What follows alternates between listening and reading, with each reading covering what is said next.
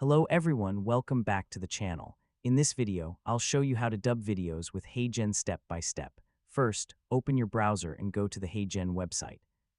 Sign in to your account and open the video dubbing or translation feature.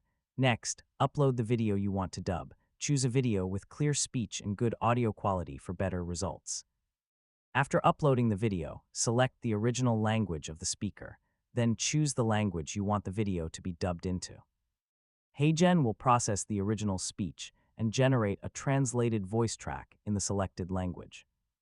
Depending on the available features, the platform can also synchronize the new speech with the speaker's mouth movements. Before generating the final video, review the language and voice settings.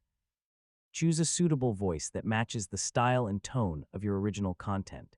Now start the dubbing process and wait for HeyGen to finish processing your video. The processing time can depend on the length and complexity of the video. Once the dubbed version is ready, preview the entire video carefully. Check the translated speech, pronunciation, timing, audio quality, and lip synchronization. If you notice anything that needs improvement, adjust the available settings and process the video again. When everything looks and sounds correct, export the final dubbed video using the available options. And that's how you can dub videos with HeyGen.